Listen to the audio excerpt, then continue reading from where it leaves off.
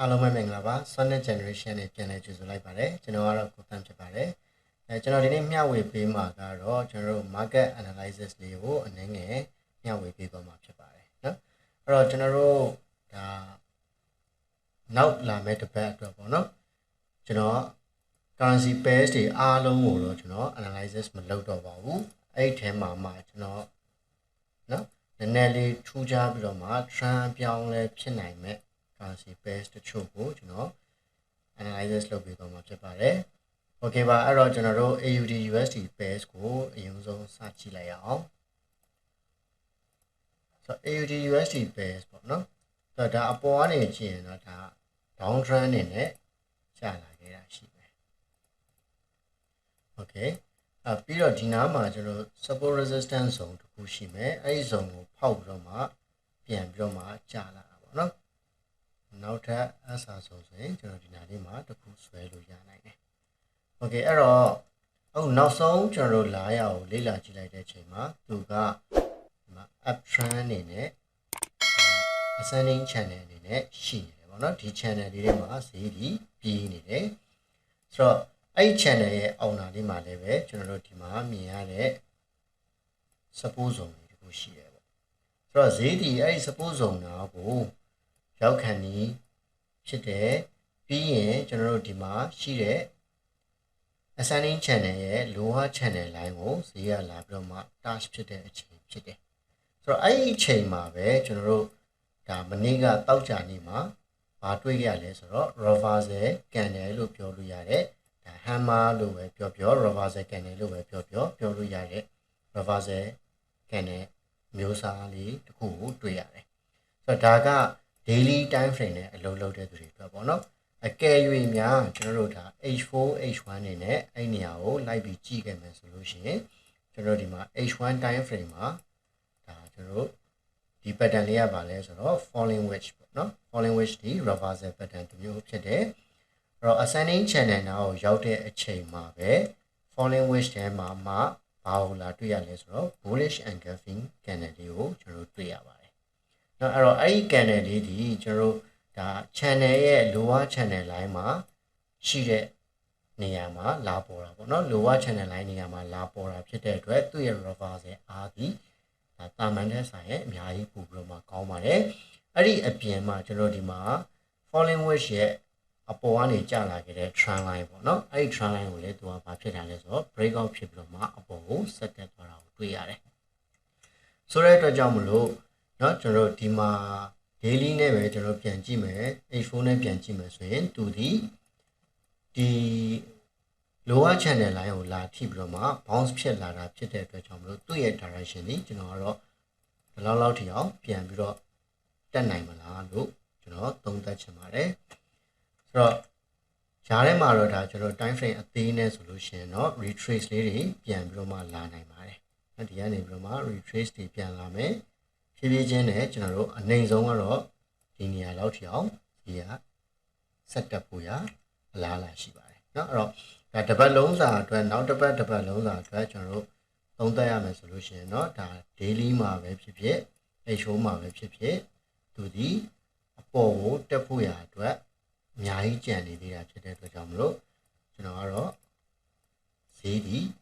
အပေါ်ကိုဆက်တက်အောင်မယ်เนาะအနည်းဆုံးကျွန်တော်ဒီ middle channel line လောက်ထိအောင်တက်နိုင်တယ်ဘာလို့လဲဆိုတော့အပေါ်မှာကကျွန်တော်တို့ resistance zone တစ်ခုရှိနေတဲ့အတွက်ကြောင့်မလို့เนาะအဲ့တော့ဒီနားလေးလောက်ထိအောင်ကျွန်တော်ဆက်ပြီးတော့မှသွားဖို့ရအလားအလာရှိပါတယ် okay အဲ့တော့ AUD USD ဖြစ်တဲ့အတွက်ကြောင့်မလို့ဒါကျွန်တော်တို့ဒီ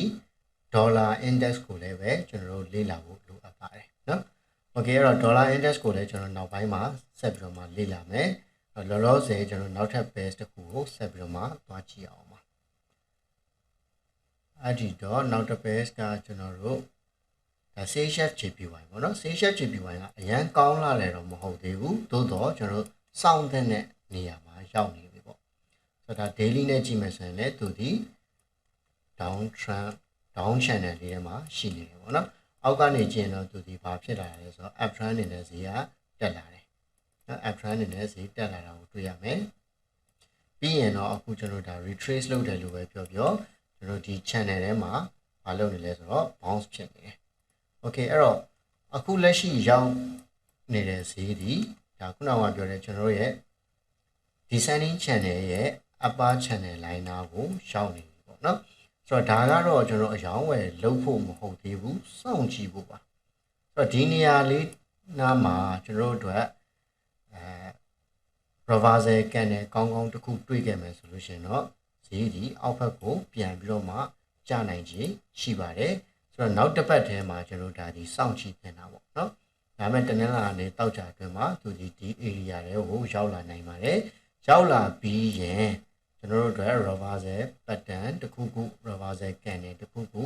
ရခဲ့မယ်ဆိုလို့ရှိရင်ကျွန်တော်တို့က entry ဝင်မှုရအတွက်အဆင်ပြေနိုင်ပါတယ် okay เนาะအဲ့တော့ဒါကတော့ CHF JPY မှာနောက်ထပ်တစ်ခုကကျတော့ကျွန်တော် EUR USD ပေါ့เนาะ EUR USD ကိုကျွန်တော်လေ့လာကြည့်လိုက်မယ်ဆိုရင်လည်းပဲသူဒီအဟိုးပေါ်ကနေရတော့ဒါ down trend အနေနဲ့ကျလာခဲ့တာကိုတွေ့ရတယ်ဒီလိုမျိုးကြီးဆွဲကြည့်လိုက်ရင် down trend အနေနဲ့ကျနေတာကိုတွေ့ခဲ့ရတယ်နောက်ဆုံးရောက်နေတဲ့နေရာနားမှာကျွန်တော်တို့ကဒါကိုเนาะ trend line အနေနဲ့ပဲဖြစ်ဖြစ်အခုကျွန်တော်ဆွဲထားသလိုပဲ ascending channel အနေနဲ့ပဲဖြစ်ဖြစ်ဆွဲကြည့်လိုက်မယ်ဆိုရင်ဈေးဒီ channel line ထဲမှာလာပြီးတော့မှ bounce ဖြစ်နေတာကိုကျွန်တော်တို့တွေ့ရမယ်ဆိုတော့ဒီနားထိအောင်သူကနော်ဒီအောက်ကနေ bounce ဖြစ်ပြီးတော့မှဒီအပေါ်မှာကျတော့ middle channel line နဲ့ upper channel line အတွင်းမှာ bounce ဖြစ်နေတာကိုကျွန်တော်တို့ကတွေ့ရပါမယ်ပြီးလို့ရှိရင်တော့ကျွန်တော်ဒီမှာ support resistance zone တွေကျွန်တော်ဆွဲထားခဲ့တယ်အဲ့တော့ middle channel line နားကိုရောက်တယ်ပြီးရင် support resistance zone နားမှာရောက်တယ်ပြီးရင်ကျွန်တော်တို့ reversal candle လို့ပြောလို့ရတယ်hammer လို့ပြောမယ်ဆိုလို့ရှိရင်တော့ဒါကျွန်တော်သင်တန်းမှာဆိုရင်တော့အရန်ကောင်းတဲ့ hammer မဟုတ်ဘူးဘာလို့လဲဆိုတော့နော်သူကနည်းနည်းလေးအပေါ်ရောက်နေတယ်ဆိုတော့ထားပါ hammer လို့ပဲယူဆလိုက်ရအောင်เนาะ hammer လို့ပဲယူဆသို့မဟုတ်ကျွန်တော်တို့ဒီမှာနှစ်တိုင်ပေါင်းကြည့်ပြီးတော့မှ bullish engulfing လို့ပဲယူဆဒါဒီ reversal pattern တစ်ခုကောင်းကောင်းလေးဖြစ်နေတယ် reversal candle ကောင်းကောင်းလေးတစ်ခုဖြစ်နေဆိုတော့ကျွန်တော်တို့ညင်လို့မရနိုင်ဘူးเนาะ okay အဲ့တော့သူဒီဘယ်နေရာမှာလာဖြစ်တာလဲဆိုတော့ suppose ဆိုမှာလာဖြစ်တယ်တစ်ချက်နှစ်ချက်က middle channel line နေရာလေးမှာလာဖြစ်တယ်ဆိုတဲ့အတွက်ကြောင့်မလို့ဒီ hammer သို့မဟုတ်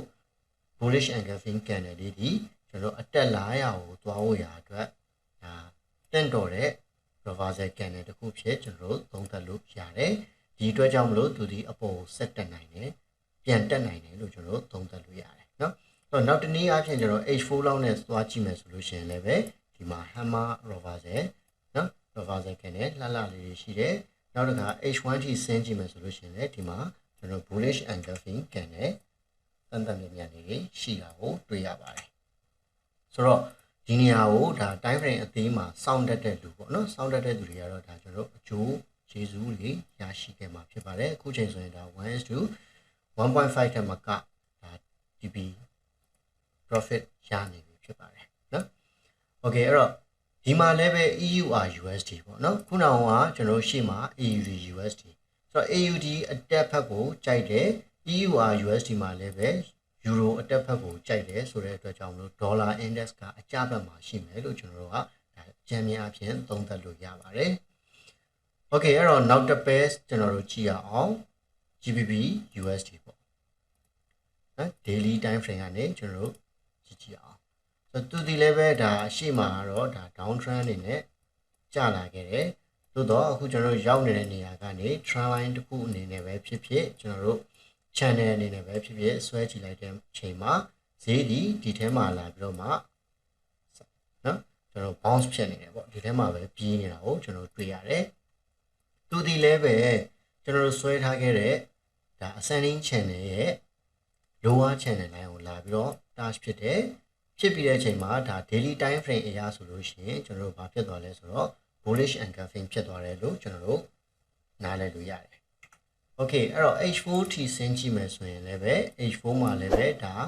reversal candle ဖြစ်တဲ့ hammer လို့ကျွန်တော်သုံးသပ်လို့ရတယ်သို့ဒီမဟုတ်ကျွန်တော်နှစ်တိုင်ပေါင်းပြီးတော့မှ bullish engulfing လို့ကျွန်တော်တို့သုံးသပ်လို့ရတယ်เนาะအဲ့တော့ဒါ daily နဲ့ H4 မှာလာပြီးတော့မှကျွန်တော်က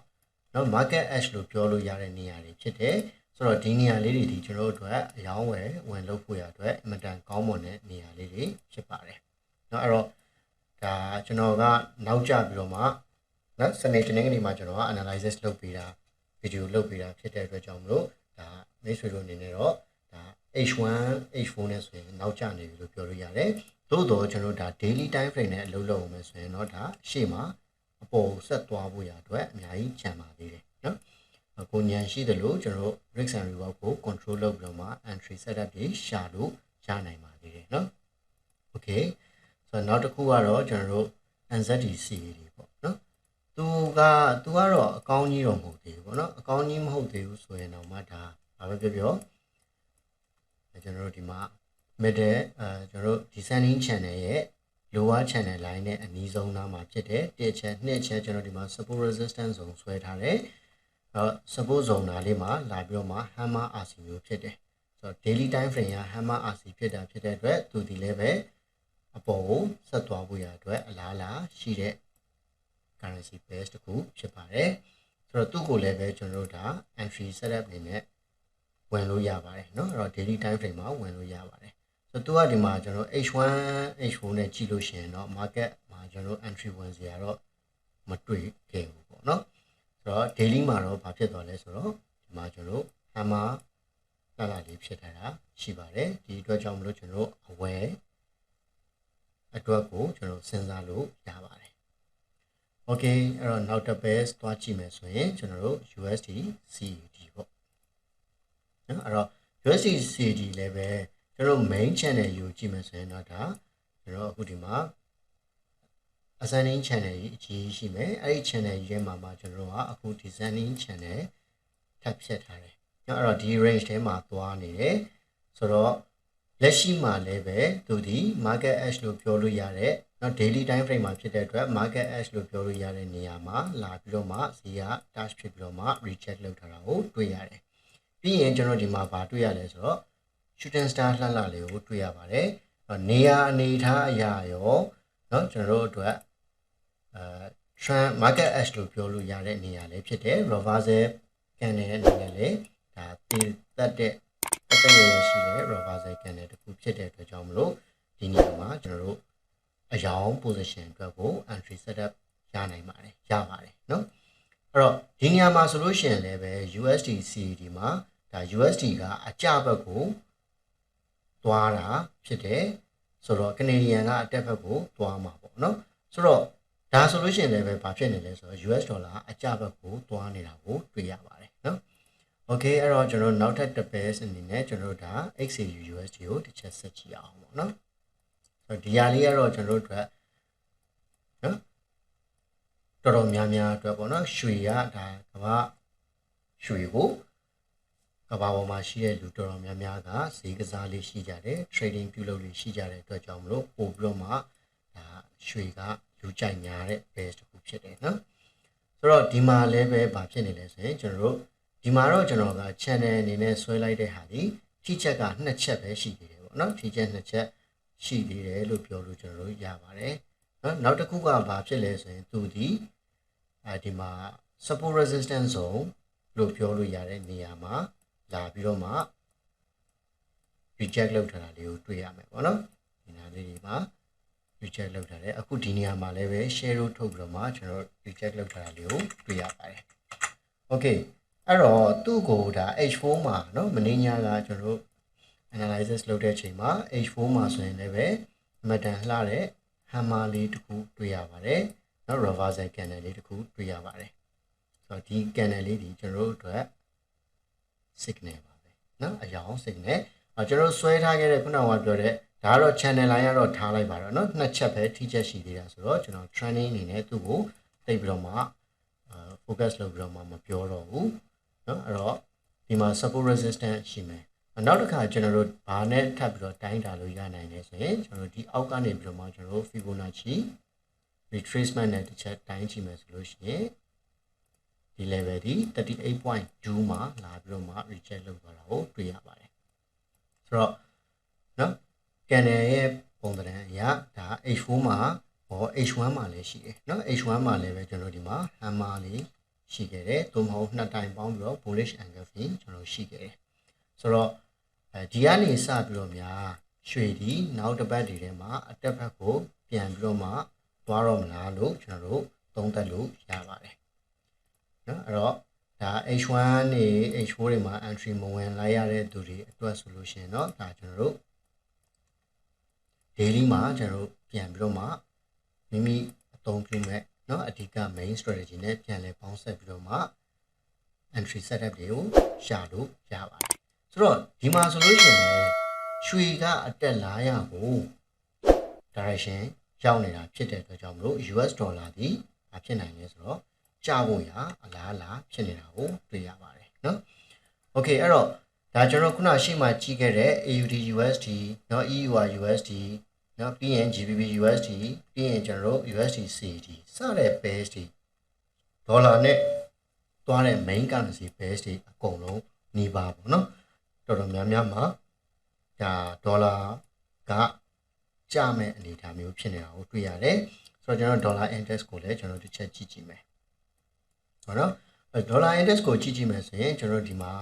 support zone လေးဆွဲထားတာကိုတွေ့ရလိမ့်မယ် SR zone ပေါ့နော် support resistance zone လေးဆွဲထားတာကိုတွေ့ရမယ်ပြီးရင်တော့ဒီမှာကျွန်တော် down trend ဆွဲထားတာရှိမယ်ဒီမှာ down trend ဆွဲထားတာရှိမယ်ဆိုတော့ဒီ support zone ကိုဒါမနေ့ကပိတ်တဲ့အချိန်မှာဈေးပိတ်တဲ့အချိန်မှာ bearish engulfing လည်းဖြစ်တယ်เนาะ support zone ကို resistance zone ကိုထိတဲ့အချိန်မှာလည်းပဲဘာဖြစ်ထားလဲဆိုတော့ကျွန်တော် reject လုပ်ထားတာကိုတွေ့ရတယ် time frame အသေးနဲ့ကြည့်မယ်ဆိုရင်တော့ဒါကျွန်တော်ပို့ပြီးတော့မှထင်သာမြင်သာရှိနိုင်ပါတယ်။ဟောဒီမှာ bearish engulfing လေးပေါ့နော်။ဆိုတော့ဒီနားလောက်မှာကလေးကကျွန်တော်ဒါဒေါ်လာအကျကိုသုံးသပ်နိုင်ခဲ့တဲ့သူတွေကခုနကရှေ့မှာကျွန်တော်ရွှေကို entry ဝင်သလိုပဲ AUD USD entry ဝင်သလိုပဲဝင်ခဲ့လို့ရပါတယ်เนาะအဲ့တော့ဒီမှာကျွန်တော် support zone resistance zone မှာ SR zone မှာလာပြီးတော့မှဘာဖြစ်တာလဲဆိုတော့ shooting star လှလှပပလေးတွေ့ရတယ်အဲ့ဒီနောက်မှာတော့ဘာဖြစ်လဲဆိုတော့ dollar index ကြီးအကျဘက်ကို direction ရောက်နေတယ်ဆိုတော့ကကျွန်တော်တို့လက်ရှိနေရာကနေပြီးတော့မှဘာရှိမလဲဆိုလို့ရှိရင်ကျွန်တော်ဒီမှာ ascending channel ဆွဲထားတာလေးရှိမယ်အဲ့တော့အဲ့ဒီ ascending channel အထိအောင်ဈေးဒီပြန်ကြတာမျိုးဖြစ်နိုင်တယ်အဲ့ဒီ ascending channel မှာလည်းပဲနောက်ထပ်ဘာရှိလဲဆိုတော့ဒီမှာ support zone ရှိနေတယ်ဆိုတော့ဒီ zone ကိုရောက်တဲ့အချိန်မှာကျွန်တော်တို့အပေါ်ဘက်ကိုအတက်ပြန်ပြမလားသို့မဟုတ် break down ဖြစ်သွားမလားအောက်ကိုဆက်ဆင်းမလားပေါ့နော်ဒါလေးကကျွန်တော်စောင့်ကြည့်ရမယ့်နေရာဖြစ်တယ်ဆိုတဲ့အတွက်ကြောင့်မလို့ဒီ support zone တွေကိုရောက်ပြီဆိုခဲ့ရင်တော့ကျွန်တော်ခုနကရွှေဝယ်ထားတာပဲဖြစ်ဖြစ်ဒေါ်လာ AUD USD ပေါ့နော်GBP USD စတာတွေကိုဝယ်ထားတာတွေပဲဖြစ်ဖြစ်ကျွန်တော်နည်းနည်းလေး GU site တက်ပါတယ်